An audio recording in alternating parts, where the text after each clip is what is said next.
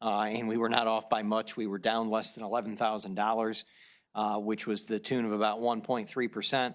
Overall for the year, we are still doing very healthy. We're about $727,000 of revenue ahead of where we were in 2020 at this period of time, which is an increase of 9.4%. However, we of course are concerned with this fourth quarter, what it will look like. We had a record fourth quarter last year. Anytime you're going up against a record collection time period, you always get a little nervous. Nonetheless, we are still almost $750,000 ahead of where we were last year at this time. With that, the budgets, we are nearly through every department now one time with their initial budget discussions. I asked this morning at our department head meeting for any departments who are willfully going to submit any general fund reductions, that we would appreciate that, just knowing that, as we always are at this time, with the initial round of discussions, we are a bit overzealous with the expenditures for next year, so we're going to back that down a little bit. Even so, we had projected at the end of next year an unencumbered balance over $2 million, which is very good. We do need to keep in mind some of that money, of course, is stimulus fund money, so we can't get too big a heads on ourselves. We cannot go out there and just start spending excessively. We still need to be beholden to the taxpayers, their dollars, and make sure that we are spending them appropriately and effectively here at the city. The same thing with capital. Capital was not in the negative, but I would like to see some reductions in capital before we present the items to City Council. A lot of that is because we're down to about a $50,000 balance at the end of next year, which is not exactly feasible because, as you know, that could then put us in the position the following year where we're waiting for income tax returns to come in to dump into capital, which just delays projects, bidding, et cetera. So we're going to make some changes. We will be ready for you all, though, to have that budget to you, or the request at least, for the November 1st meeting. So I'm really asking all of you to keep time available the week of November the 8th. For the committee meeting, or excuse me, the committee of the whole meeting, to go through the budget with us, the department heads. I would hope that council would look at either scheduling that meeting for the week of the 8th, any night but Monday. Monday night, I do have a function out of town that I'm attending on behalf of the city. So any of the other evenings that week would work for me to present the budget items to you all. In your packets this evening, I know we talked in committee of the whole, you do have the street paving proposed list for next year. Matt Watson and his staff did a tremendous job yet again putting together this list. I would urge council to begin moving it through the legislative process so that we can have things approved well ahead of the beginning of the year, because Matt's goal is to get that bid out at the beginning of January. It's the reason why we're able to do so many streets here in the city of Tiffin, is because we bid early and we get the best rates possible. A couple of project updates to inform council of. The downtown stamped concrete crosswalk work begins this week. They were staging barrels today. Now that the 224 and 53 intersection has been reopened, their plan is to begin saw cutting things tomorrow for that installation. They will do the saw cutting overnight. However, the concrete pouring and the stamping has to take place during daylight hours for a number of reasons. Safety, of course, one of them, but also because they have to stamp the concrete. They need to make sure things are lined up and look appropriate. So that portion of it will take place during the day. We're asking the public, if you are a through driver, meaning that you're not visiting a business or a residence downtown and you're just cutting through, to please avoid the downtown area. It's going to be hectic with lane closures. There will not be any full street closures, but there will be lane closures, which will reduce turning radius. It will at times eliminate turning lanes, meaning traffic will queue up. So of course, if you're visiting a downtown business, if you're coming downtown because you know someone who lives or works there, of course the street will be open, parking will be available on the streets. However, we're asking, if you're just driving through to cut from the north end of town to the south end or vice versa, try to find an alternate route, because it will be delayed getting through downtown Tiffin. The OPWC project in the 2nd Ward, which are the streets over near Hudson, Ash, Clyde, North Monroe, and some of the others, that is currently queued up for the week of October 18th to begin for street paving. And then we also would like to let the public know that we're just as frustrated as you all are with ODOT and their handling of Melmore Street and State Route 100. We continue to get more complaints. Facebook's outage today was the only thing that saved me from publicly going off on ODOT, which I still plan to do later this week. And I'm also going to provide the public with the contact information, both email and phone, to ODOT, since they really don't seem to have much of a care about when this project gets done. They gave us a very political answer back when Matt wrote them a very eloquent, lengthy email asking for deadlines when things would be completed. And essentially, ODOT doesn't realize, I don't think, at least at the central office in Columbus, that when they state that they're working from home, the first words in that statement are working. I just think they're forgetting about that part of the statement. So we're very frustrated. Our residents are frustrated. It is a state project. It is not a city project. We cannot hurry it along. We're trying with ODOT. So we're going to give the public the information on who they can call, and maybe if ODOT fields a few hundred or a few thousand phone calls, they'll realize they need to speed things up, because we're facing a deadline that, depending on whether asphalt factories close, potentially in a month. And if they don't get this project done, we could be looking at this road sitting this way all winter long, which our plows, our residents then would have to maintain. We're concerned with the damage it could cause our city plows or residential vehicles as they're traveling these roads. You get 6, 8, 10 inches of snow, you can't see manholes sticking up, you can't see the gutters. We could have a serious issue on our hand. And we're just very frustrated here at the city that ODOT really just doesn't seem to care about this project. In fact, there are many projects that ODOT has completed in Tiffin and Seneca County that were started well after this, more than a month after this project that they have completed. So we just want to let the public know that we're just as frustrated as all of them are. And we're going to give the public the tools to contact ODOT so that we can see if we flood them with calls and emails, if maybe that'll light a fire under them. A couple of additional items. Earlier today, I toured Burke's and Home Centric. That is the new store that is located inside of where Pat Catan's used to be, or as longtime Tiffinites know it, as the old Staples location. The store manager, Dawn Murr, was fantastic. In fact, she is a local who's returning to the community to run the store. She was originally born in Attica, Ohio, and grew up there. She's moved away for years and years, and she's now returning to run this store here in Tiffin. They will have their grand opening on 11/11, which is Veterans Day, at 9 a.m. With a ribbon cutting and an opening ceremony. Obviously, all of City Council and the public is invited to attend their grand opening on November 11th at 9 a.m.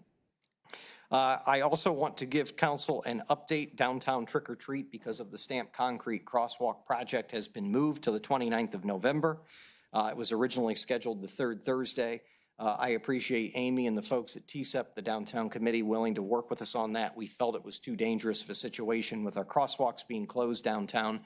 Essentially, kids would have had to have walked all the way to the Washington Street Bridge in the north, or all the way to the Civil War Museum to the south to have a crosswalk that they could have crossed safely on Washington. So they have backed that date off. It will be Friday the 29th, 4:30 p.m. till 6 p.m. Tiffin Fire and Rescue Division is back to selling their breast cancer awareness t-shirts.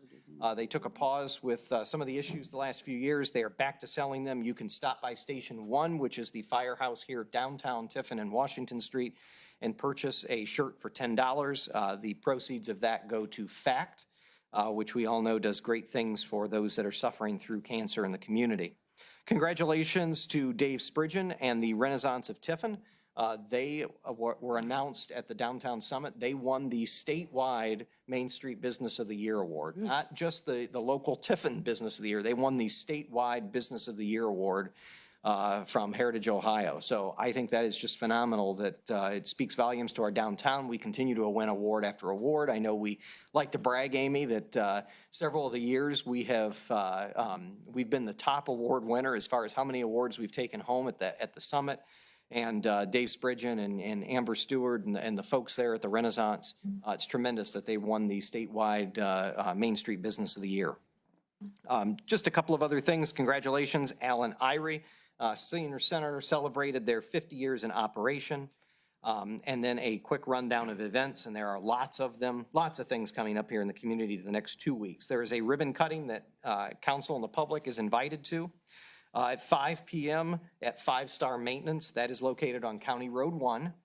That is held this coming Thursday, the 7th of October at 5 p.m. Farmers Market is this coming Saturday, 9 a.m. to 1 p.m. Also that same day, Saturday the 9th, the Punyon Project is celebrating their 6 years in operation here in Tiffin. They're having an open house and a community scavenger hunt, 10 a.m. till 4 p.m. I would like to remind everyone City Hall is closed Monday, the 11th of October for Columbus Day. Legal Women's Voter Night is the 13th of October at 7 p.m. The Pumpkin Stroll is the 16th of October in the morning in downtown Tiffin. And last but not least, the Tiffin Zombie Run is the 16th of October, 10 a.m. That benefits CASA. So tons of events. I'm sure I probably even missed a few. That does conclude my report. Are there any questions for me before I introduce our two presentations this evening? Councilman Leopard. Thank you, Mr. President. The October 13th Candidates Night, is that open to the public or is that just going to be televised? The last I had heard was that they were going to have an in-person and a Zoom option. So unless anyone has heard otherwise, I don't know, ask the president. I don't get to call on you. Audrey, absolutely. Thank you, sir. Yes, so unfortunately, there will only be a Zoom option. The candidates will be present in person, but the league has made the decision due to the current COVID rates that everyone will only be able to watch over Zoom this year. But you can still submit questions in writing ahead of time or in the chat function during the event to the candidates. Thank you. Mr. Mayor, very quickly, did you say the downtown trick or treat was moved till November 29th? If I said November, I was wrong. Okay. Unless they're all going to dress as early settlers. I may have misspoken when I was going through my list of events. If I did, it is October the 29th, 4:30 to 6. And then obviously, we all know that our Halloween parade is that Sunday on Halloween at 4. And citywide trick or treat is that Sunday from 6 until 8 p.m. All of that in October. Never a dull moment. And to let council know, it does appear that Tom has gotten us to work online. So I don't know at what point we went back live, but we seem to be back up and running right now. So just in time for our presentations this evening. So hopefully those that are tuning in are excited. So any additional questions before I get into our presenters this evening? Okay, well, without further ado, we all know there are so many good things going on in the Tiffin community. Even after coming out of last year, which was quite the, I think, scary year for all of us. So David Zach and his team, which now takes up an entire row, is here this evening to present the Tiffin Seneca Economic Partnership Quarterly Update. So David, I don't know if you're kicking things off or how you would like. Okay, well, the new operations manager, Corinna Hayes, is going to begin things for us this evening. It's all right. I'll just sit back there and run the PowerPoint and give my presentation from behind the counter. That will work for us. And come behind the gate. So, Corinna, we appreciate you putting this together and ensuring everything was up and running. And we will turn things over this evening then to the fine folks at TSEP to begin this evening's quarterly update to city government and to the public. All right, so I'm Corinna Haynes, the operations manager, and I'm here to present the Tiffin Seneca Economic Partnership City Update. So I'm going to just dive right in and talk about our operations. So some of the key things that I've been focusing on, I've been here almost 3 months now, and I've been taking over numerous operations activities, such as the financial administration. I've gone over some grants, financial reporting, and different things such as, financial, just like the working on the budget with our CPA and several other aspects that I've taken over from Miss Audrey Flood. I've also been really working on the CARES program, which was the Tiffin and Seneca County CARES program, which was the online application system for the Small Business Relief Program. And what I have been doing is reaching out to those businesses that may have some outstanding issues left remaining. And then last but not least, I feel one of the most important aspects of my job is team support. And these guys do an amazing job, but sometimes you just need to have someone to help make things a little smoother. So I've been supporting the team with, event management, program administration, scheduling, and various other activities that they may need help with. And most recently, I've been helping support the team with the onboarding of our newest member, Chandler Grooms, and I know that he's really excited to introduce himself.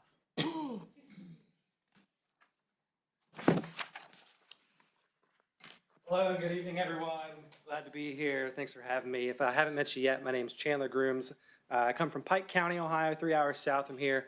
I had the joyous opportunity to meet this team and be introduced to this community back in June, and immediately saw something special happening here.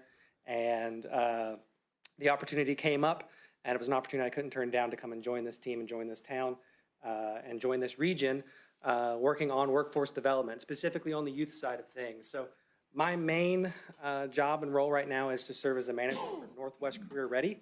And for those of you that don't know what that is a regional cooperative, collaborative effort that's focused on workforce development and connecting schools with businesses and industry folks and workforce development professionals, and to build this regional cooperation between the three to help build that pipeline of talent here in the region. So our students are better trained, graduating from high school, to either enter the workforce or they're gaining skill sets and credentials that allow them to go to college and be more productive workers further on down the line.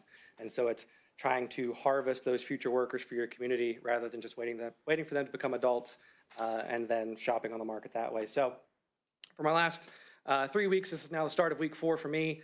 It's been doing a lot of onboarding for myself, just getting used to Tiffin, getting used to the greater region, getting used to the TCEP team, as well as learning everything about Northwest Career Ready. For kind of the even further background on Northwest Career Ready, what it actually is, it serves as a regional business advisory council for now 14 school districts across 4 counties in the region. A business advisory council is something that every school district in the state of Ohio is required to have by law, and their main job is to serve as, just like I said, that council that serves a group of members that serve to connect educators and business professionals and promote policy and do research on employment and future workforce needs, and then to develop curriculums and activities to help get students engaged in work-based learning and hands-on experiences so that they are better prepared to enter the workforce later down the line. So immediately day one, I was thrown 2 feet right into the fire, and we had to develop a plan for the 2021-2022 academic school year for the Business Advisory Council. So in about 2.5 weeks, we went from 0 pages to 25 pages and a fully fledged 15 initiative program and event plan that we're very proud of. And thanks to some folks on my team and some other folks across some of our school districts really helped contribute to that. And so that plan was submitted to the state of Ohio on September 30th. That's one of the legal requirements we have. In March, we'll have a legal requirement to do a joint statement to talk about our progress on that plan. We're also well underway. We finally kickstarted our branding and marketing plan for Northwest Career Ready. I'm really excited to tackle this. This will help establish NCR as a credible, reliable source in the region.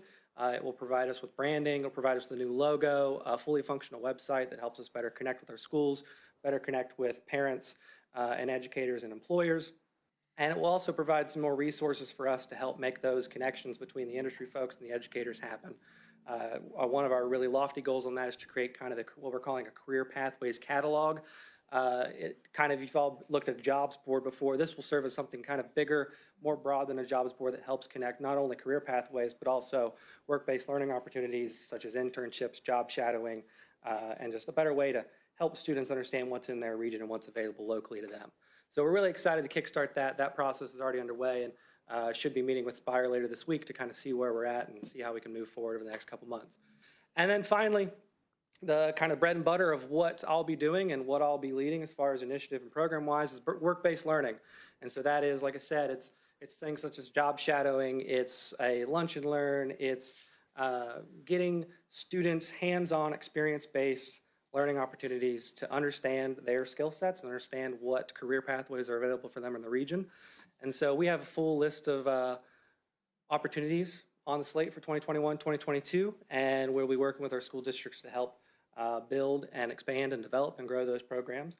And so hopefully this time next year, I'll be giving you a report on some of the successes and the data that we've gathered from those programs, and we'll have just completed our 2022-2023 plan that will be even bigger and better. So That's all I have. Any questions on anything NCR, Business Advisory Councils, or for myself personally?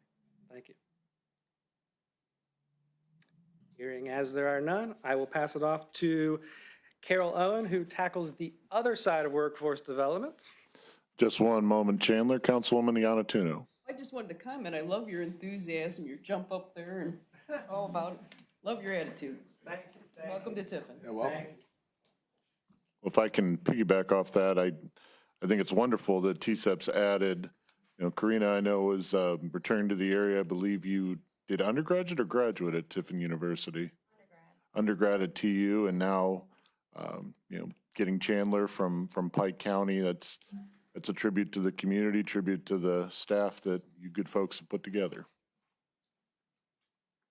Good evening. As Chandler said, I handle the other side of workforce, working with the adults.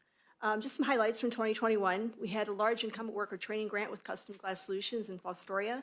We received a grant of $375,000 for that company, which is 50% of the training costs for that year.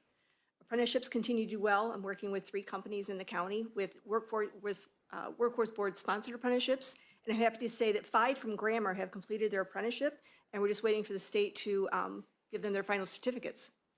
The Seneca Fortune 500 was an initiative where we wanted to reach out to 500 total companies this year, and I'm happy to say we're already at 570, and that number will continue to increase. The wage and benefit survey has been completed. That's something that employers have been asking for quite some time, and that was released to employers on August 2nd. The manufacturing showcase will be this Friday. That will be at the Heminger Center. So again, this year we're back to in person, excited about that. We will have 8 schools and approximately 500 students there, and they will go through different stations, learn about different companies here in the county and different skill sets. The Job Seneca County Facebook page continues to grow. Just last month, we added 62 new followers. I tend to post 8 to 10 posts per day, including the weekends, and I think that's why that's increasing. Pre-apprenticeships is something that Chandler and I will be working on. We're meeting tomorrow with Vanguard Sentinel staff to hear about a model from Putnam County and see how maybe we might be able to implement that here in our county. That would be another tool for the work-based learning. Students would have an on-job training, some related instruction, get a pre-apprenticeship certificate, which hopefully would lead to a full apprenticeship. This year so far, I've entered 309 job orders. 24 of those are for employers that are first-time users. To give you a comparison, in all of 2020, I entered 160 job orders and had 12 first-time users. Incumbent worker training, those are just some numbers. Incumbent worker, again, is helping with the existing workforce, reimburses companies 50% of the cost of training for their current workforce. And then we also have wage reimbursement programs to help with new hires. And those are some of that's the funding through the end of August. Any questions for me? Thank you. Good evening, everyone. Audrey Flood, Development Manager for Rural Community and Entrepreneurship Development. So just as a reminder, the 3 areas I lead are all of those. If you want to go to the next one. So I've had kind of a big transition since the last time we were in front of you all due to the fact that we brought on Karina. So it has been entirely life-changing for me having her brought on because a lot of the work she told you about, as she said, I was doing before. So that's been a huge relief having all of that on my plate so that I can really focus on my other areas of development. And I'd want to thank everyone again for your support in allowing us to grow the team and bring her on because it's been very beneficial, not only for my sanity, but also getting more work done in my areas of development. So in my reduced activity, as she said, she's taken over a lot of the financial, administrative, organizational support duties that I was doing, as well as the CARES program that she discussed. The Seneca County CEO program is another area that is going incredibly well that has also gone down. We've transferred some of the administrative and back-end duties to Karina, and some of the higher level kind of leadership and development pieces have transferred to David as well, so that's down. So the good part, increased activity. So in entrepreneurial development, we have been working on our strategic plan for a while now, and that is moving quickly forward now. So We are wrapping up the community engagement phase. The survey for the public to gain information from all of our community members is currently open at tsepsurvey.com. This is really important. It's not just for entrepreneurs to fill out. It's for all community members. There's important information we can get from all of you. So please fill that survey out. Please, if you use social media, spread it to all of your constituents and followers. That would be very helpful to us. That survey is open through the end of October. Then we'll be wrapping up the rest of the initiatives that we need for that plan. And the current timeline is that we will have a strategic plan for entrepreneurship created and completed by the end of the first quarter of 2022. And that will be the first strategic plan we've ever had for entrepreneurship. So we're very excited about that to help give us a more specific guide on how to fill the gaps that we currently have to support our startup businesses here in the city of Tiffin and Seneca County.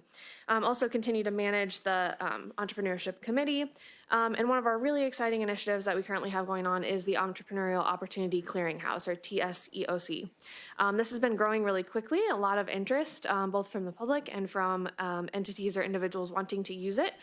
So this is the platform that David and I worked to create. We launched it in April. And we had great success with the first two opportunities. The last one was a business owner that was looking to sell. We offered to use this platform. He was all for it. All the interested parties interested in purchasing this business came through me at TSEP. There are around 30 of them. We connected with the best ones. We connected the best ones that were the best fit with the owner, and then he ultimately made the decision. There is an intent to purchase at this time, and as soon as everything has gone through, we will be able to announce to the public and celebrate that opportunity that went really well. We have a new, very exciting opportunity that will actually be going live tomorrow morning, so look for that. We're very excited to share this one with you. And again, there's been a lot of momentum building of people that want to use the platform, so that's great. We're also building an email list for people who are interested in these type of opportunities to directly notify them when one becomes available. We put it out through all of our usual channels, but also want to make sure that the people that are wanting to know about these opportunities can directly be contacted. So if you have an opportunity, any of you all or any of the members of the public that would be a good fit for the platform, which as a reminder is either an entrepreneurship startup business that's looking for capital, a business that's looking to sell or plan for succession, or any other kind of entrepreneurial opportunity, that's what this platform is for. There are currently 34 projects in general in the project pipeline in the city of Tiffin and across Seneca County. Moving on to community development, we're currently in the middle of our annual cycle for the Dream Big Tiffin initiative. Community members and organizations can submit project proposals now through October 15th at dreambigtiffin.com. If you're working on something that will improve the community or just have a simple idea to improve your neighborhood, please reach out to me, or you can submit that directly. Again, it's dreambigtiffin.com. Once the submission closes, we'll post all of this year's projects and ideas online and ask for the community input on what they support as the most important. We'll then work with the Tiffin Community Development Committee to prioritize the list and then get to work making sure that those high priority projects move forward. Also continue to manage the Tiffin Community Development Committee, and we're looking forward to being more intentional about targeting projects and processes to ensure that we're working toward the goals that are outlined in the city's section of the recently completed multi-jurisdictional joint comprehensive plan for community development in the coming year. And then I also continue to support various different community development projects throughout the city, such as the Tiffin Community Kitchen, the Transformational Life Center, or the Homeless Shelter Project, as well as many other trail and park and downtown beautification and quality of life type projects. There are about 15 of those active across the city right now.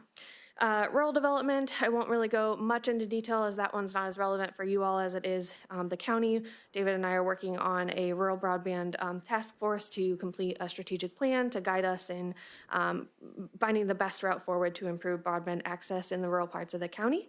So that might be of interest. Continue to work with the local food organization, Seneca County Common Ground, to continue to grow and improve the farmers markets, work on things like the community kitchen, and we're launching into a community gardening initiative as well. And then continuing retention and expansion or check-in calls with rural businesses, as well as stakeholder relations with township and village officials in rural development. That's all I have for you tonight. Are there any questions for me on any of my areas or initiatives? Thank you. All right, thank you very much. So I'm going to go really quick through my report. I'm Nick Dutro, Industrial and Commercial Development, Economic Development Manager for TSEP. So 2021 has been a great year thus far. Probably where many companies are out there trying to expand, looking to hire. It's something we hear from employers constantly is they're looking for employees. They want to continue to grow in Tiffin and Seneca County, which is really fantastic news. Speaking of employment, or unemployment, I should say, down to 4.7% in August, most recent numbers that are out. So that is below the Ohio and U.S. averages, which is fantastic news. I will give a little bit of a caveat, though. The labor force has shrunk in that time, so we are now to 26,800, down almost 600 from months previous. So seeing that number kind of tick down, fewer people are either looking for work or have work in the area. But wanted to bring those numbers to you. Also, make mention really quickly, as most of you are aware, in March we announced that we were number 4 in the country for large economic development projects in micropolitans, as chosen by Site Selection Magazine. This is our 6th time placing in the top 10. This is the highest we've ever been ranked on that list. We're incredibly excited that we were able to bring that kind of win to Tiffin and Seneca County here. Karina, if you don't mind. Thank you. So some project announcements or some highlights that I wanted to bring up. First off, Centricity Automation, a company that located in Ohio under new ownership and now locating here in Seneca County and Tiffin in the North Star Industrial Park. Also in North Star, at our annual meeting this year, we announced that Sunoco Products was expanding. This is the 3rd time that they have expanded their site there. At North Star. That's the first industrial spec building that was constructed here in our community. That company has continued to grow since the day they got here. So now at 90 employees, they'll continue to tick up in some employment with this new addition. Really, really great news. I mean, it shows the importance of having these buildings available to the market, and I'll get to that in just a moment. Other announcements in industrial that we've seen lately, Tiffin Foundry and Machine and Custom Machine Inc. both made announcements, or we helped make announcements of investments by those companies. On kind of the commercial sector, Mohawk Nursery and Tiffin Talent, 2 announcements we made last week, and I'll add also a company located just outside the city of Tiffin in the Airport Industrial Park, F&F Sheet Metal, recently more than doubled their employment and purchased a building out on Airport Industrial Park. Again, a really great little company. Very excited they've been growing like they have. And then as far as our kind of longtime manufacturers, longtime people in our community, Webster and Tiffin Metal Products both had major announcements this year. So Webster acquired a company located in Oregon that'll help them to grow in a new way, be able to continue to expand their operations without kind of changing their footprint here in Tiffin. So they're committed to keeping those positions in Tiffin. In fact, they would love to be hiring if anyone knows of anyone that wants to come to Webster. And then again, Tiffin Metal Products, as many of you are aware, almost doubling their footprint here in Tiffin. Just an incredible amount of growth in the past couple of years. And I don't think most of leadership sees it stopping anytime soon. So incredibly excited about both of those situations. If you want to go to the next one for me. Thank you. So some things that we've been working on and continue to as we look ahead to the rest of the year. The work of the Economic Development Committee continues to be strong. So this committee had worked to get a new spec building, a new industrial speculative building online in our community. As Tiffin City Council is aware, you recently passed a purchase agreement for land out in the Eagle Rock Industrial Park that will hopefully be that building right there at some point. So Development Solutions is developing that product for us. They are making the investment in our community that will hopefully be our next great manufacturer or a manufacturer that's currently in our area growing. We would love to see either of those. But the site work is already going on, already working on that particular project, hoping to see some real movement in that and hopefully a building opening this time next year. As far as projects goes, I'm working on more than 50 projects. Some of those are industrial, like the spec building. Some of those are commercial projects or residential projects, companies looking to bring their products here to Tiffin and Seneca County. Very busy, but very excited to be always working on those. As far as other things we're doing, we're checking in with our companies that are here locally. So BRE, Business Retention and Expansion, these are meetings that I have with our local companies. I've been going on those with members of Jobs Ohio's team. both the regional RGP, the regional partner for Jobs Ohio, as well as Jobs Ohio leadership, are doing regular Zoom meetings or company visits. Very excited to be able to do those. As well, Carol had mentioned the Seneca Fortune 500, and that's given us a number of new contacts, some companies we hadn't been in before. And Carol and I have been kind of tag teaming some of those, going into companies that maybe TCEP hasn't stopped in at before. And seeing what their situation is. So incredibly excited that we have been reaching out to more people in kind of a new way. And then kind of finally, the last thing that's going to take up, I would say, the majority of the rest of the year is our project to create a new website for TCEP. The City of Tiffin also is in our request for proposals on redeveloping websites. So we have, I'm happy to tell this group, as I've mentioned already to some of the members of the committee, we have at least 10 companies who are interested in submitting proposals within the next few days here. So they have until the 11th to send in those proposals to us. I've been in contact with many companies. Most of these are companies that do website development for municipalities, for economic development organizations, some very professional groups that we are in contact with. So excited to see what we come back with from that side. And then finally, I will wrap up really quickly by just going over our media relations. So as some of you are aware, I do the media relations both for TCEP as well as for the City of Tiffin. As far as press releases go this year, we've had 79 press releases for TCEP and 23 per our contract. Actually 24 because we just sent out one, which some people may have seen. 24 press releases for the City of Tiffin. These have resulted in 141 stories in print and digital media. So we're seeing almost, a pickup for every story that we put out, at least one, sometimes two pickups at the very least for the stories that we're putting out, which is really fantastic. As well, 15 TV segments, most of which on WTOL, but we're also seeing some of the other Toledo news stations pick up and get those news out to our region. So with that said, any questions from council? Councilwoman Yanatuno. Thank you, Mr. President. Nick, you mentioned we've dropped employee roles by 600, and I'm getting a little tired of hearing the comment, oh, people are too lazy to work, they're getting free money. I mean, that stopped a while ago, so I don't really feel that's it. But I'm wondering, is it because people retired or people moved away? Is that what's caused that drop in 600? I wish I had that answer, and I unfortunately don't. And I don't know why, what this case was. I don't know if people were, rejoining the workforce, if you will, so that they could get, unemployment benefits. I can't say that that's been the case. I've seen some statistics that have said that, not necessarily for Seneca and Tiffin, but I've seen some statistics saying that for other for the nation as a whole. Unfortunately, I don't have the answer for that, and I wish I did. I wish I knew where those people kind of disappeared to. Most likely, we would have, if they were still working, if they've gone to another community to work, we'd still be seeing those numbers kind of show up in our total. But unfortunately, I don't have the answer for that. I do know that, based on movement data, we have many people who leave our area to go to work every day.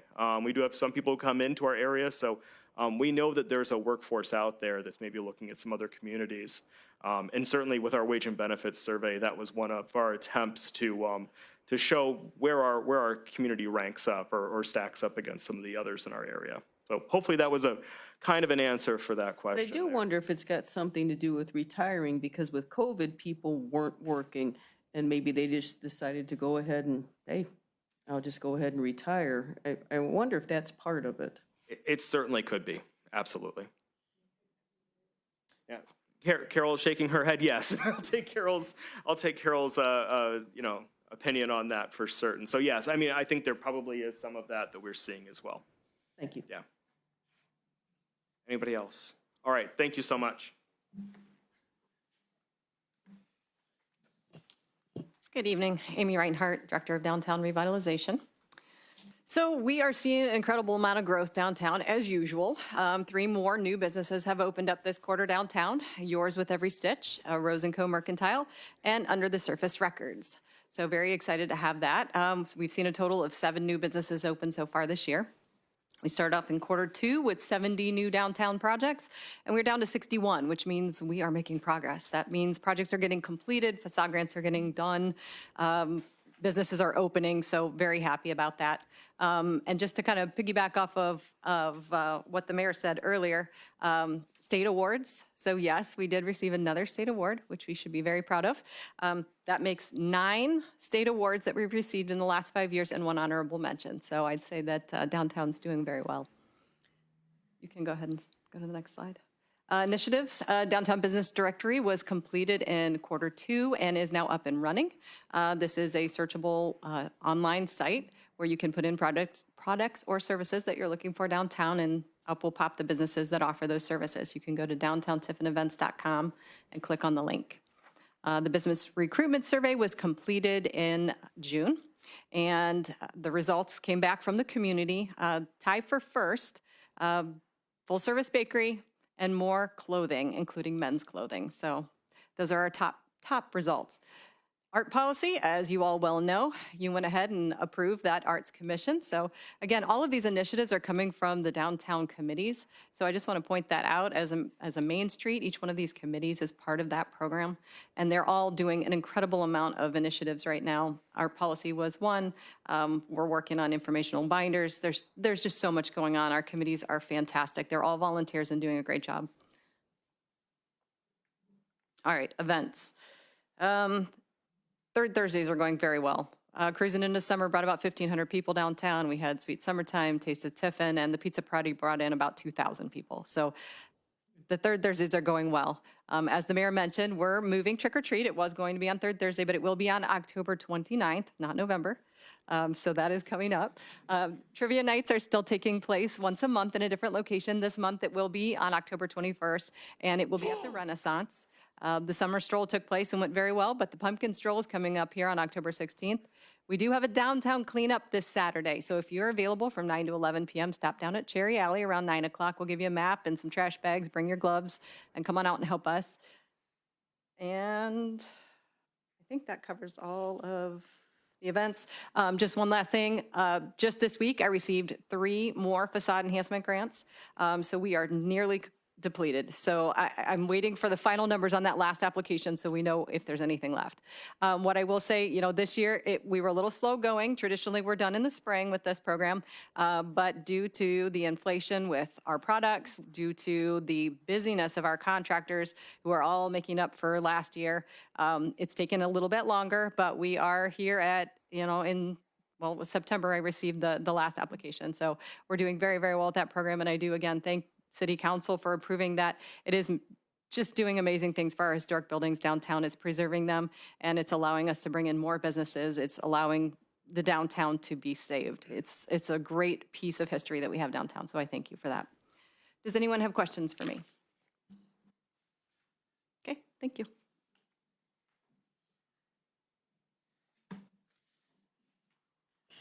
All right, wrapping it up. So go ahead, flip to the next one.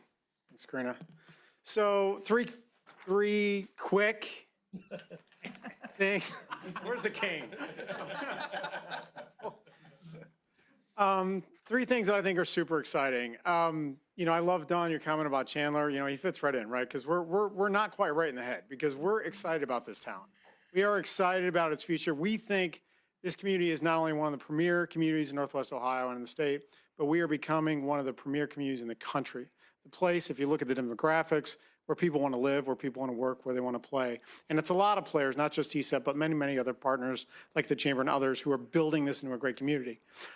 What I want to do with this slide is really show, kind of me as the leader of the organization and Karina, that's really how this organization was set up for many, many years. That was Rich and that was Karen. And so all we've done is expand the number of people doing innovative work. I said at the annual meeting, we wanted to have one of the most holistic, and I think we have one of the most big, wide approaches to economic development in the country. We don't just do meat and potatoes industrial development. We don't just do commercial development and residential development. In 2014, we're one of the only economic development organization in the state, one of the few, I don't even know if there are any else in the country, Amy, that have a nationally and state accredited Main Street program as part of what they do, understanding how important it is to the quality of life and long-term success. We added that in 2014. If you look at Nick's position, that position was created in 2016, a dedicated person for industrial and commercial development. Started off by Bryce, who's now, of course, running the chamber, great guns. And now we have an awesome certified person in Nick who's doing amazing things.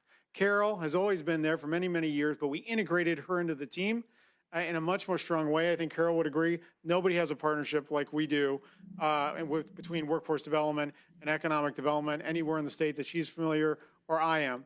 And then, of course, we have a person dedicated to entrepreneurship and person dedicated to community development and also working on rural development to a full-time position dedicated to those things, expanding our reach. And then through an innovative partnership where the salary is being paid through a partnership with Vanguard Sentinel and Terra State, with us as the home for Chandler Grooms, we're doing innovative things and partnerships that no one else is doing. So this is another example of something else you're not going to see anywhere else.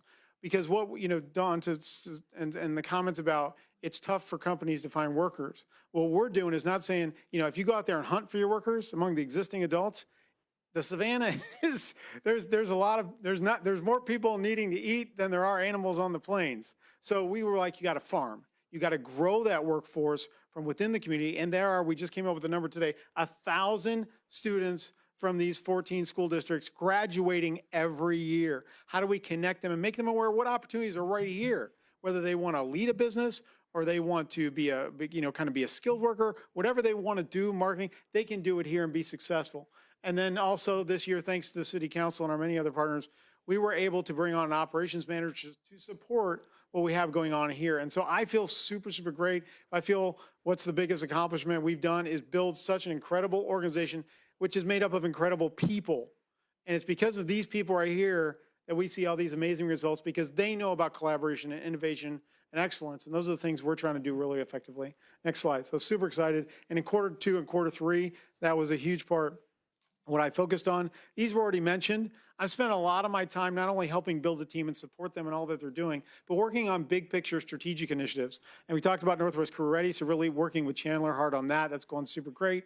Working on the Seneca County CEO program, expanding that first one in Ohio, 60 in the country. Our first class of students right now, they're at our building all this month and hearing from entrepreneurs and building their own businesses. Rural Broadband Task Force, Audrey mentioned that. The Entrepreneurial Opportunity Clearinghouse. Audrey mentioned this is the third one that we got, and we're announcing tomorrow. Bird Scooters was the first one, and they got more people wanting to do that than they'd seen in any other community, and we just created a platform to really spread the news, and so super excited about that. Next slide, please. So where are we with our scope? So just quick numbers, $40 million in new announced investment this year so far, 40 plus, 100 new jobs. Those were our metrics. And what we got so far, $40 million in new investment, 362 new job positions that companies have announced. We're having problems filling them.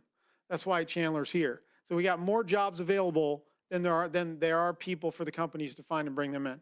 I know companies that have 40, 50 positions that they have open right now, and we're trying to work on that. Talk about our programs to continually manage 34 programs, which is a lot of programs that we do. Also on the projects, we have probably about 150 in the pipeline right now. So super exciting. We're going to go out and do private fundraising in quarter 4. And that's going to be a big part of what I'm going to be focusing on. Spec building, second one within just a couple of years. So super excited about all the work Nick has done, engineer's office has done, city administration has done, development solution has done to make that a reality. And we're working on expanding the industrial park. Retention expansion, Carol mentioned this, 567, I think the number I looked at is this morning, 570. That's about double that we've ever done. And that's also thanks to Carol's innovative getting a grant for $30,000 so we can hire a professional firm that can reach out to business. And then we go in when they need something, when they need resources, and we can expand ourselves. And last but not least, you heard Nick talk about the website. So thank you for letting us do this thing. It is a privilege and honor. It's a whole lot of fun. We're stressed half the time, but it's because there's so much great things going on. That's why I came here in 2014. That's why these people are here. And we just really appreciate. It's amazing doing this, and it's amazing what you can accomplish when you have unanimous collaboration and support from council. I've been in many communities. I've never worked with a council like this. I mean, everybody is always first and foremost about what's best for the community. It's amazing. And so you're to be commended, and we just look forward to doing it for many more years. Thank you. Nice job, you guys.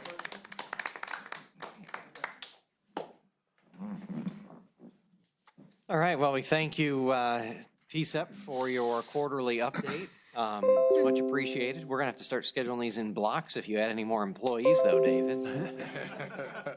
We are very appreciative, and we certainly know that I have heard it, David and his team have heard it. There are a lot of jobs out there, and we just can't fill them right now. It's not just a Tiffin issue. It's an issue across the state and really across this country. But I think when you hear what David's talking about and the things that Chandler is doing, we're rather unique here in Tiffin that we're actually not just saying that, well, everybody has this problem. We're actually looking at ways to try to solve the problem, because that's what I hear when I talk to my fellow mayors is, well, yeah, but everybody's got this problem. And if everybody has this problem, what are you going to do about it? And, well, David and his team are showing that there are some things we can do about it. So thank you for all of that, and to your team out there. And Amy, I think it's really great too with downtown.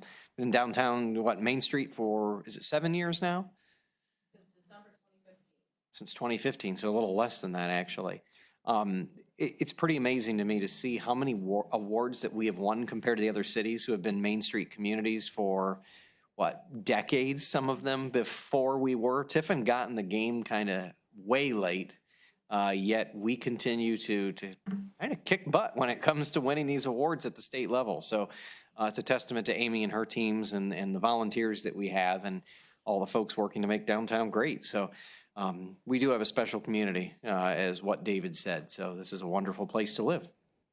So without further ado, our second presentation this evening. As council knows, we are due updates from Eduardo Hernando, the developer of the Tiffin Riverfront Development Project. Eduardo is here this evening. So Eduardo, the floor is yours. Thank you. So nice to see all of you again. I'm wondering how you get all these awards. Is Amy like the bully when she comes into those meetings that says, you better vote for us, right? I will say the reason why I'm here is because of David, Zach, and Amy, and Nick, who I met early on. They were the first that kind of, besides just visiting Tiffin, opened up my vision to Tiffin. So, I mean, I just commendable, amazing presentation to all of you. And it's really amazing to see all now the new people I haven't met yet, hopefully soon. So thank you again. I was on a 2-week annual, this is 14 years in a row. I mentioned my cycling, so I was doing that over the last 2 weeks from South Carolina to Maine. Our group's raised over $2 million in cancer, for cancer over these years. So I appreciate you allowing me to be here tonight rather than 2 weeks ago in the midst of that ride. But I have some updates for you, like we promised. First and foremost, exciting that the 30 days passed, and because of all the opposition and the kind of the war that was waged a little bit during the voting, honestly, it was expected that there would be potentially some opposition.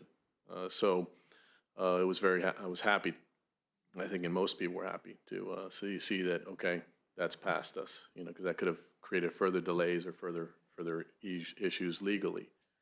But this is like a train getting started, just so you understand. Because of the COVID, everything basically was shut down.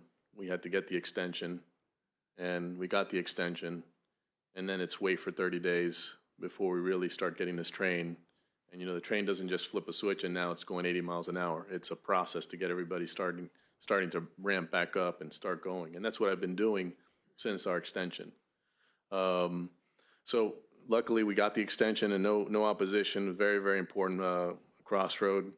So over this last period of time, there's been architects. I've got 2 final architects that have been in contact with Amy. I know Amy's spoken to some. I've got 2 that I plan to select, hopefully within the next 5 to 7 days, to be the one architect to get our get us in front of the Architectural Review Board.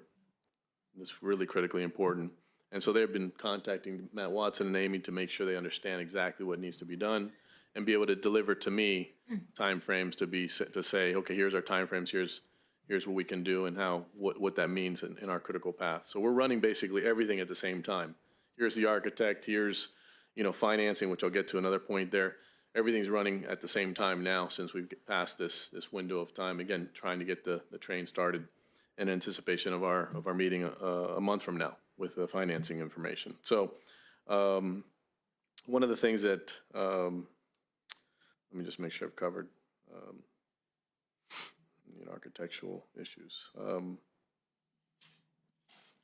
And based on the architects I'm getting, I'm not sure you're aware of this out there, but I've spoken to many architects, and what I'm doing, I use my Miami architect to get us through the process of architectural initial review, site planning, setbacks, and everything that we got, the variances that we got approved. But the plan was always to use somebody from this region. So that's just in case you had a question about that. So that's, I wanted somebody to be closer to the area, understand the area, be able to communicate, and be up here if they needed to, or in general. One is, there is one that's a lead, for instance, and he's sat on historic architectural review boards most of his career. Okay, so it's somebody that could also be communicating with the review board in the same light of preservation and what we're designing to be in line with what our objectives are and have been from the very beginning, to be very much in keeping with the area. Although the river is not, so in the historic district, it's still part of the historic district. And I see Main Street and I see the whole area as one, not, one street over is and one street over isn't. So it's all in what we want, is to make sure that everything and the skyline, the new skyline of Tiffin, matches with everything else we're doing. So I just want you to give you that comfort, because early on in my first few meetings with council, when we started, 5 years, 4 years, I can't even keep counting now how many years, that was one of the main concerns. And one of the main issues is, when a developer's coming in, what's their vision versus the city, who's really hostage to kind of what's going to be built, And I wanted to assure the council that, in general, I've been very much a preservationist myself whenever I could do something.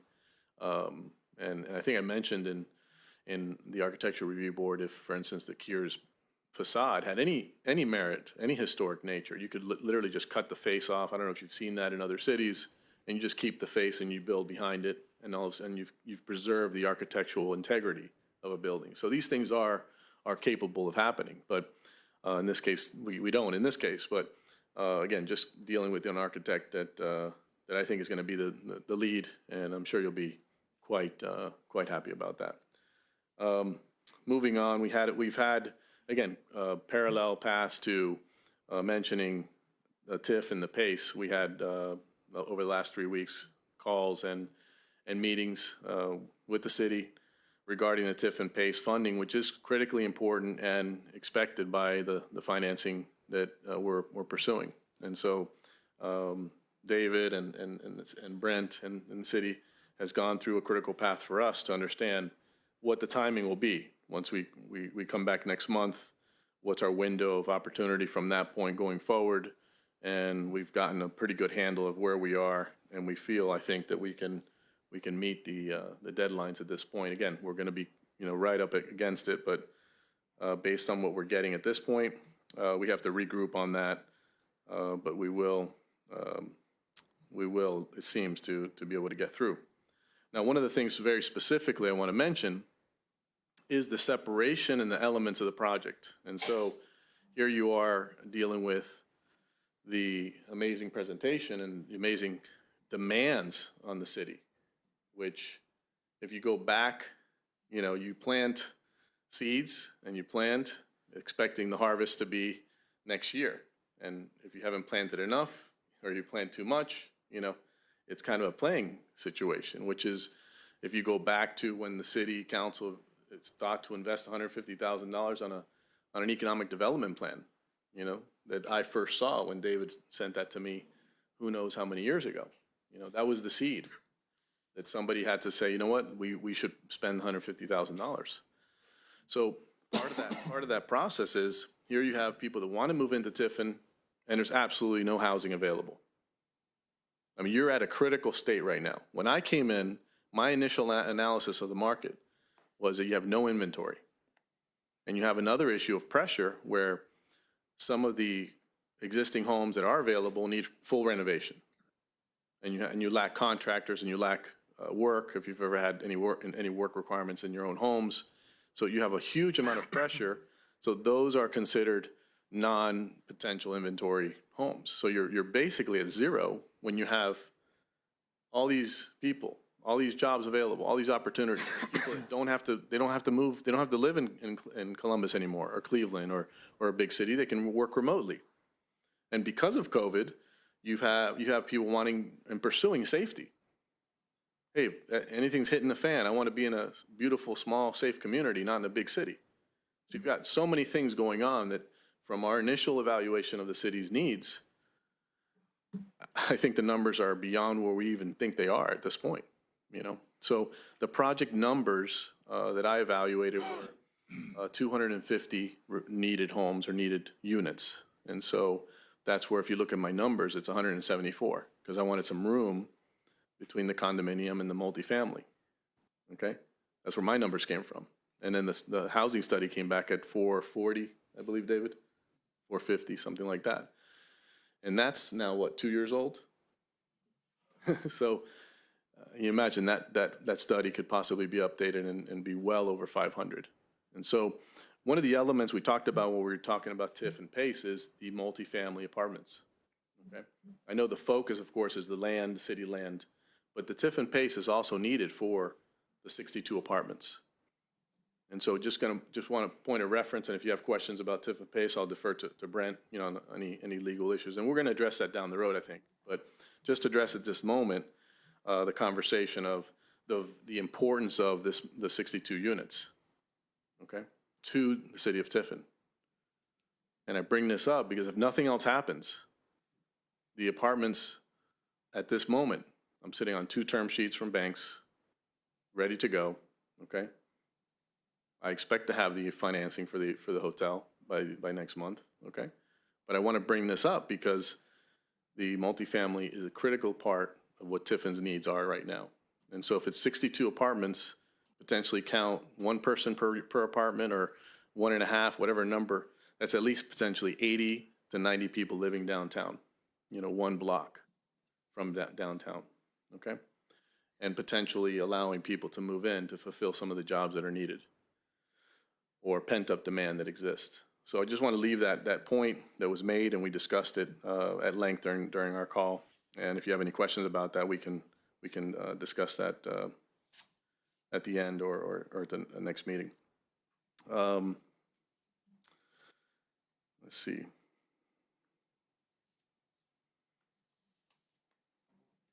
Lastly, just quick, regarding the multifamily, something I think very exciting related to tonight's presentations from TSEP.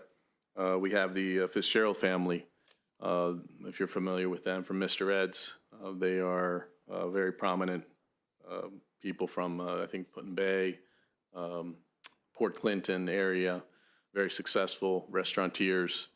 They have signed a letter of intent, LOI, for 7,000 square feet on the ground floor of the apartment building. So that'll be literally ground floor where the apartments are. So these are all significant moves. We've been talking to the family for, since, for a long time. So everything's, been running parallel. Now we're obviously, speeding up as the train starts getting some gas. And I come back for you next month to bring more significant information. So that's all I have for right now. If you have any questions. So, Mr. Hernando, it appears as though for an update, you have 2 final architects. You hope to select one within the next 5 to 7 days. You have had conversations about TIF and PACE funding. You expect to have financing by the next meeting, and you have a letter of intent from the Fitzgerald Group to purchase 7,000 square feet for a restaurant in the first floor of the residential units. They're leasing the space. Leasing. Yeah. Which I think, to attract somebody of that level to want to come into Tiffin, I think was very significant.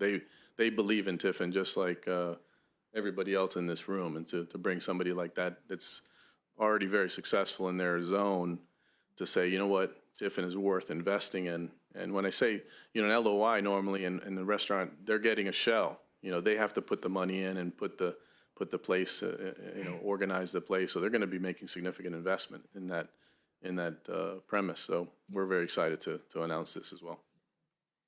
Well, if I'm going to be forthright, I was truthfully hoping for a lot more concrete examples of progress that has been made and not just four kind of general outline statements. Is there anything else you can share with us about where we're at? Because we're fast approaching November 1st. I'm not sure what you expected at this moment. We were sitting basically 30 days not being able to do anything and not be able to spend a penny or commit to anything until we pass that 30-day window. So we're in this process now to gear up and moving in a direction where we will be back next month. Very good. Any questions for Mr. Hernando?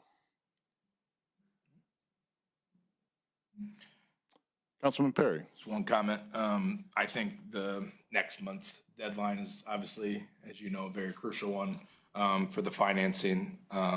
So I would advise you, whatever you got to get going with the architect or whatever, to have something for next meeting, because that's very crucial for me, just to be crystal clear for, our next update. Yeah, the architect is not going to be an impact on a letter that's going to have a contingency that permits are completed, that architectural review board is approved. That's the premise, Just of the course. financing part is. But there's no reason to stress that. I mean, we are working diligently, to do that, and I know, that's our expectation. very good. Director of Law, Brent, would you mind just kind of reviewing for the public what will be expected at the November 1st meeting? Right. The tangible item that needs to be presented is this is by November 1st to the city, is a written loan commitment with credit approval for the hotel project. There was mention this evening of the multifamily project. That is located, I understand, on property that the city does not own. It's not technically part of the purchase agreement that you authorized and you've extended now. It is a critical part of the developer's project, but I understand it's a standalone project, and it will move at its own schedule, either more quickly or maybe more slowly than the hotel project.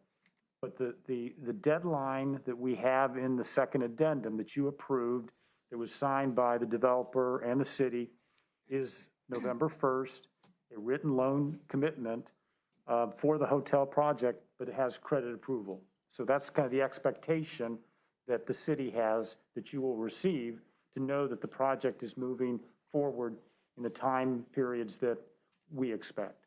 Correct. And then in that commitment, there's going to be a list of contingencies that are impossible to meet at this time, but that will be included. That's what's expected, and that's what we're working on now. Right, because if the written loan commitment is received, there may be certain things that are contingencies, but they all would need to be satisfied by the closing, which is the next deadline, which is February 28th, 2022. So that's the next kind of time that we have a specific deadline in the addendum. Right, correct. If I may. So for instance, one of the critical issues is going to be contingent upon the Tiffin Pace approval. There's alley vacations. There's a number of things that are, again, they'll have to run parallel from that point forward to get to a closing on time. And at that point, I think we're all able to control that. If we can get there, if there's an issue with voting or having an alley vacation or whatever that is, obviously we're all working together as a team to get to a closing. But we're past the question of is this project getting done or not? So If I can add to that point, is that we've had some discussions in the last couple weeks about the financing aspect of this in terms of at least the city's participation in certain things that you can do, like a TIF and a PACE. And what that means is that you may have some legislative action that you would need to take between November 1st and the closing. Now, that's about 4 months. You have participated in TIF programs before. You may recall that it took 60, 90 days when you did those in the past with several TIFs that you authorized on the west side of town. So I appreciate the team that he has that provided us information about what is needed from us. We understand that, and we will respond accordingly. But, you know, it's very important, I guess, to get this moving is to meet the deadline coming up from the developer. So that's kind of what, you know, we're really hoping for and anxious that you can do that so that we can then start these specific items that you're talking about. But we really can't do any of that until we know that you've met this deadline. Yeah, this has been all very clear, but I'm not delivering something today that I don't have, or I'm not going to represent something that isn't, you know, basically, we lost 30 days and we've lost a year, basically, but we're moving forward as quickly and promptly, and the objective is to deliver what's expected. Councilman Leopard. Thank you, Mr. President. I'd like to ask the law director to explain to the public what a TIF program is. I think everybody here is pretty much aware of it. TIF does not stand for Tiffin. Can you explain things for the public? Yeah, and I'll give you kind of a high-level explanation. It's tax increment financing. And what that does, it allows for someone to make improvements to existing property.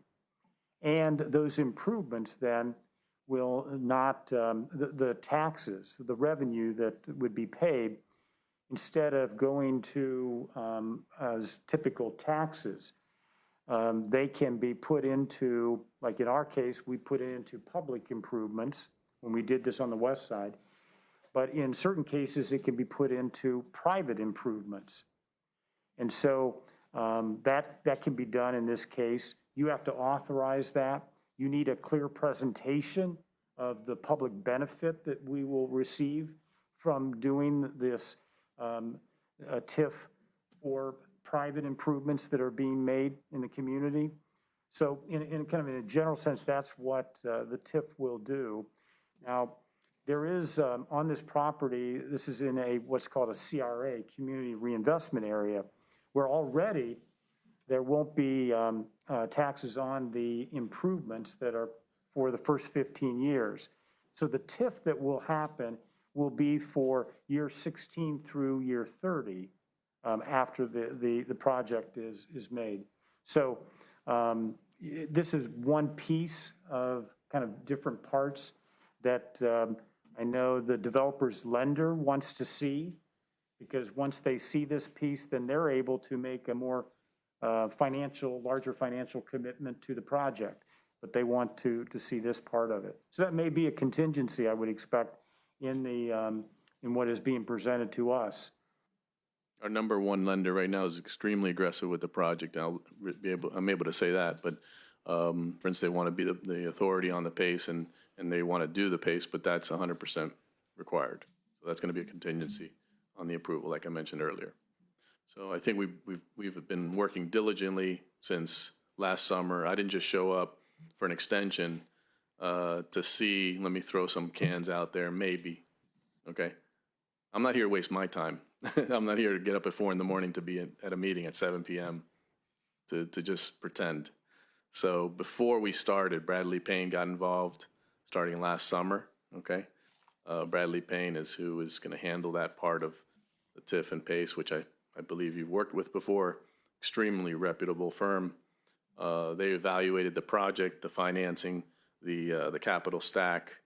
When, believe it or not, I felt the project was dead, okay? So they were part of instituting that, no, this is viable, you know, we can do these things. And at that point, starting from back summer, is when we started working with financing, getting the pieces together, putting this together.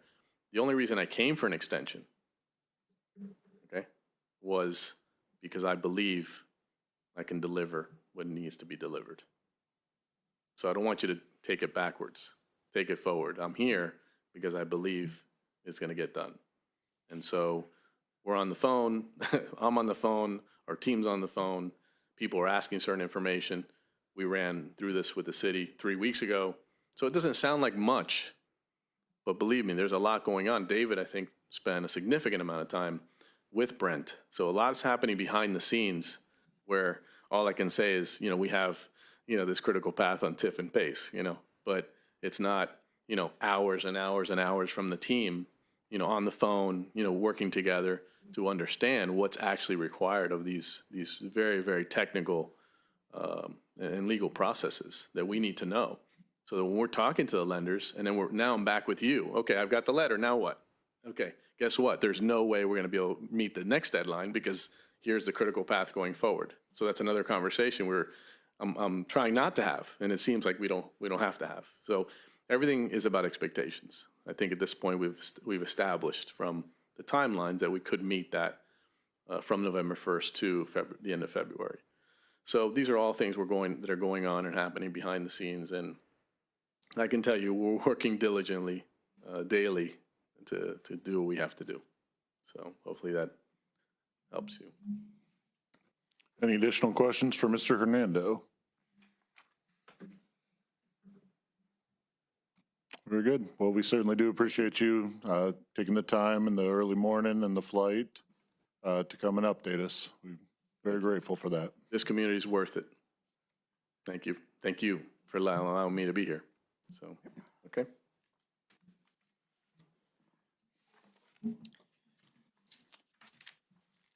Mr. Mayor, any additional items for your report? No, that is, Still your report. yeah. See, that's why these presentations always go under my report and make me look like I'm hogging the whole meeting up, so. I did notice you moved on to type notes on your famous note cards. Wow, someone did take note of I that. did. I did indeed. Because I'm getting older and more forgetful. Very good. Let's move on to Clerk of Council, Ann Forrest. No report, Mr. President. Thank you. Director of Finance, Kathy Kaufman. Thank you, Mr. President. I have the financial numbers for September 2021. Total receipts for the month were $3,604,841.18. Total expenses for the month were $3,544,771.37. The general fund unencumbered balance is $4,384,946.12. Income tax receipts for September 2021 were $862,298.83. When comparing to September 2020, that was a slight decrease of $10,974.90. But year-to-date, we are still up 9.44%. The 0.25% portion of income tax receipts that was transferred into Fund 215 for public streets for September 2021 was $106,182.70. The unexpended balance for all funds is $32,207,697.90, which is the same as the bank balances for the same time period. And that concludes my report. Thank you. Any questions for our Director of Finance? Councilman Jones. Thank you, Mr. President. So the Tiffin community knows the City Council is looking over these numbers. I did look over the 30 pages of the bank reconciliation. I looked for big numbers that jump out at me. Big numbers didn't jump out this time. Some small ones did, and I'll get to that in 30 seconds or less. I did see a check for $190,000 to Peterson. That's part of the wastewater pretreatment, roughly $40 million project, I believe. I saw a check for $160,000 M&B asphalt, and that's part of the $1.6 million project we have going on. What did jump out at me is in 2020, there were 13 outstanding checks that have not been cashed yet. And I just wondered, does the city contact these 13 people, or do they expire, go back into the city funds, or what? And in 2021, more recently, there's 17 outstanding checks. So there's 20 checks outstanding in the last 2 years. And the one that really jumped out at me was dated June 23rd of 2020. Now that's been, 16 months, $1,313. Someone is owed $1,313 from either sewer revenue or income tax refunds. And I guess I'm just concerned, are we going to contact this one individual and say, cash your check, or use it or lose it? I guess that's my real question. Do we contact these 30 people or Yes, go we back do. into the, We do have a process for that, and one of my employees in my office works on that. And it's definitely something that the auditors check every year too. So it's something that we do monitor and we do follow up on those. okay. And this 1313 is not to Ken Jones, is it? No, unfortunately. Okay, thank you for answering that. Sure. Any additional questions for Director of Finance? May I ask someone from the Finance Committee to make a motion to approve the minutes? Councilwoman Yanatuno. I will make a motion to approve the treasurer's report as we've just heard. And bank reconciliation as well? Bank reconciliation. Okay, we have a motion to approve the Director of Finance report and bank reconciliation as approved. Do we have a second? Councilman Leopard? I'll second the motion, Mr. President. Thank you. We have a motion and a second to approve the Director of Finance report and bank reconciliation as presented. All those in favor signify by saying aye. Aye. Opposed, same sign. The Director of Finance report is unanimously accepted. We'll move on to Director of Law, Brent T. Howard.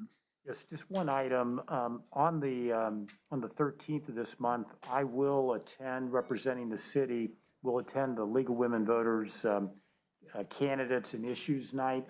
And so I will be there to present the 11 proposed charter amendments that you approved.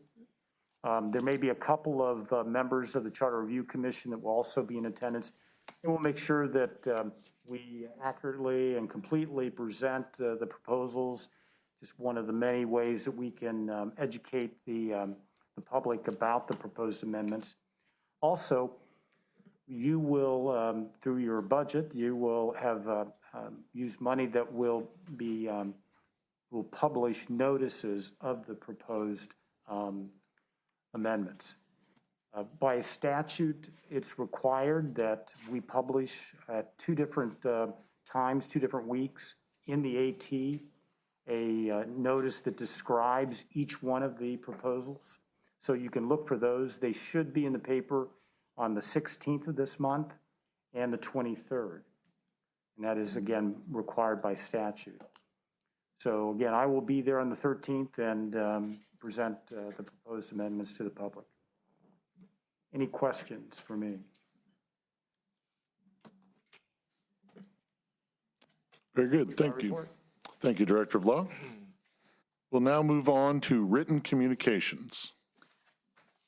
I have Mayor's request for legislation number 21-23 regarding the 2022 pavement repair program. Mayor's request for legislation 21-23 will be held on file at the clerk's office. The chair of the Street Sidewalks and Sewer Committee has authorized the law director to prepare that ordinance for our next meeting. Then we have Mayor's request for legislation number 21-24 regarding changes to ordinance. I don't have the number here, but it's regarding the position of the deputy fire chief. Mayor's request for legislation 21-24 will be referred to the Personnel and Labor Relations Committee. And Finance Director's request for legislation number F21-37 to amend the 2021 budget ordinance 21-11 to appropriate funds into the general administration budget. Finance Director's request for legislation F21-37 will be held on file. Ordinance 2192 has been prepared for this evening. And then we received a request for a transfer of a liquor permit from Vat Cakes LLC at 45 South Washington Street to BEST Taco Shop and Breakfast at the same location. As discussed during Committee of the Whole, that application will be rescinded and no hearing will be asked for. Councilman Leopard? You covered it. Sorry. Very good. That concludes the written communications. Thank you. We're now under oral communications. Anyone wishing to address council may step to the podium, sign in, direct your questions to the council president. Better now. Well, strangely enough, I mean, we're meeting Wednesday, but I would love to know more about the TSEP survey that you had mentioned, so we'll add that to our agenda. Seeing none, we will move on to motions. There appear to be no motions. Resolutions? There are no resolutions, Mr. President. Thank you. We will now move on to ordinances. Ordinance number 21-85, introduced by Steve Leopard. Ordinance authorizing the mayor to accept permanent easements from Development Solutions LLC or reserve permanent easements upon transfer of property to Development Solutions LLC for drainage and sanitary sewer purposes along Mall Road, County Road 11 in Eagle Rock Business Park, and declaring an emergency. This is the second reading of ordinance 21-85. Ordinance number 21-87, introduced by Steve Leopard. Ordinance authorizing the mayor to accept a deed and an easement and take all other actions necessary to acquire property by deed and easement from Tommy C. Alley, located at 149 Ella Street, to construct the new Ella Street River Bridge. This is the third reading of ordinance 21-87. Councilman Leopard. Thank you, Mr. President. I would ask for passage of ordinance number 21-87. We have a motion for passage of ordinance 21-87. Do we have a second? Councilman Perry. Yeah, I'll second, Mr. President. Thank you. We have a motion and a second to approve ordinance 21-87. Any discussion? Ask council clerk to take the roll, please. Councilman Gillig, Yes. Yanatuno, Yes. Jones, Yes. Leopard, Yes. Perkins, Yes. and Perry. Yes. Ordinance 21-87 is approved by a vote of 6-0. Ordinance number 21-88, introduced by Steve Leopard. Ordinance authorizing the mayor to accept a deed and an easement and take all other actions necessary to acquire property by deed and easement from Joseph L. Ronker, located at 152 Martha Street, to construct the new Ella Street River Bridge. This is the second reading of ordinance 21-88.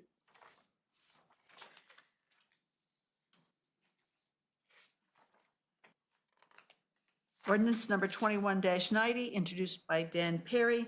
Ordinance creating the position of Director of Communications and Constituent Services and establishing the rates of pay for the position. This is the first reading of ordinance 21-90. Ordinance number 21-91, introduced by Steve Leopard. Ordinance rescinds the removal of the traffic signal at the intersection of Circular and Melmore Streets within the city and approves retaining the traffic signal at the intersection. This is the first reading of ordinance 21-91. Mr. President, if I could clarify, please, ordinance number 21-90 was introduced by Zach Perkins. Thank you. Record. Okay. So noted. Ordinance number 21-92, introduced by Ben Gillig. Ordinance amending the 2021 budget ordinance number 21-11 to appropriate $5,300 into the general administration budget for the administration of the city's health plan. This is the first reading of ordinance 21-92. If I may ask a member of the Finance Committee to handle the request as discussed by the mayor during Committee of the Whole. I think it's only me. Councilwoman Yanatuno. I would like to ask for a suspension of the three reading rule for 21-92. Very good. We have a motion to suspend our three reading ordinance for ordinance 21-92. Is there a second? Councilman Perkins. I'd like to second the motion, Mr. President. We have a motion and a second for suspending and passage of ordinance 21-92. Any discussion? Councilman Jones. Thank you, Mr. President. Committee of the Whole, Mayor talked about the reason we're suspending a three-read rule is the deadline is October the 11th, next week. So that's the reason we're suspending the three-reading rule. Thank you. Very well stated, Councilman Jones. I'll ask any additional conversation? I'll ask the clerk to take a vote on the suspension, please. Councilman Gillig, Yes. Yanatuno, Yes. Jones, Yes. Leopard, Yes. Perkins, Yes. and Perry. Yes. Suspension passes by a vote of 6-0. Take a vote on the passage, please. Councilman Gillig, Yes. Yanatuno, Yes. Jones, Yes. Leopard, Yes. Perkins, Yes. and Perry. Yes. The ordinance 21-92 is approved by a vote of 6-0. Ordinance number 21-93, introduced by Steve Leopard. Ordinance authorizing the mayor to accept a temporary easement and take all other actions necessary to acquire property rights by temporary easement from Roger A. Drake, located at 145 Ellis Street to construct the new Ellis Street River Bridge. This is the first reading of ordinance 21-93. And ordinance number 21-94, introduced by Dawn Yanatuno. Ordinance amending ordinance number 09-78, revising and restating the grant program using local funds to assist property owners in removing clean water connections from the sanitary sewer system and declaring an emergency. This is the first reading of ordinance 21-94. And that concludes the ordinances. Thank you, Ann. Again, I would like to thank Councilman Leopard and Councilwoman Yanatuno for their reports, helping to explain those ordinances 21-94 and 21-91 this evening. Greatly appreciated. Is there any other business that we would like to discuss this evening? I would like to ask about council's availability. The mayor mentioned that the week of November 8th, he would like to hold our committee of the whole meeting for the upcoming budget. And he mentioned any day but Monday would be workable with the schedule. Is there a day of the week that is preferable to members of council? Is there anything on the calendar that would prove a hindrance? You promise not to have your back injured this time. I never make promises I can't keep. Don't I will jinx him. do my darndest not to. Very good. Tuesday the 9th. Yeah, I think that would be ideal. So that should be Tuesday the 9th. I would like to announce a special City Council Committee of the Whole meeting for Tuesday, November 9th. And it will be held in council chambers. And let's start at, what time do you think, Mr. Mayor? I'm good whenever. No, I don't know what Danny and Bridget, what their schedules are like. Depends if my wife works it up, Right. which her schedule's always changing. But I'll be here. I mean, my plan is to do like How we did early you wanna last go, go Dan? around and How early you want to go? walk through the whole thing, so bring How questions. many excuses I can make to not? I'm gonna keep. I'm just kidding. I mean, we can do. I'll make it. I can if I have that much of a notice. And Councilwoman Boyle works in Republic, correct? Until Attica, I think. until about 5 p.m. So how about we set the meeting for 5:30? We'll do 5:30 on Tuesday, November 9th, a special City Council Committee of the Whole meeting, the purpose of which will be to discuss the 2022 budget with the mayor and department heads. Councilman Perry. Thank you, Mr. President. I'd like to get a personnel and labor relations meeting on the books. I think it's you and Councilman Perkins. Is any Whatever you want. same for you? Any day work? Would you want to do this week yet? Yeah. Mayor, you any? Would you want to be When is- there? Dale, do you recall when Rob Chappell's back? Because honestly, Rob would have. Rob Chappell needs to be there because a lot of these recommendations, Are from him. yeah, they're from him and the city administrator, so. I believe he's gone the entire week. He'll be back next Monday. Okay. Well, you just want to do next Monday? No, that's a city holiday. We're closed. You'd be Oh, paying everybody yeah. overtime to come in on that. I was testing you. Please don't. Let's just do next Tuesday. It'd have to be earlier. Okay. So like, Wednesday? Let's do Wednesday. that's League of Women Voters. Thursday? Let's do Thursday. Does that sound good? Thursday should work for me. Okay. Let me see what day is that? 14. 14th. All right. So I'd like to announce a personnel and labor relations meeting October 14th. Want to do 5? Sure. Okay. 5 p.m. to discuss mayor's request for legislation 21-24 and any other business to come before the committee. Where would you like to meet? In the Hayes room? Yep. That'd be great. Very good. Thank you, Councilman Perry. Any additional questions or anything for the good of the order? All right. Well, thank you all for your attendance and attention this evening. I'd like to again thank Eduardo Hernando for joining us from the Sunshine State, and all of the good folks at TCEP for their presentation. May I ask, did you guys shotgun several gallons of coffee before? That was the fastest TCEP presentation I've been a part of. 36 minutes. 36 minutes. That was the spirit of Jim Roberts that Steve just channeled. With no additional questions or conversations, we will stand adjourned at 8:50 PM. But you held our interest.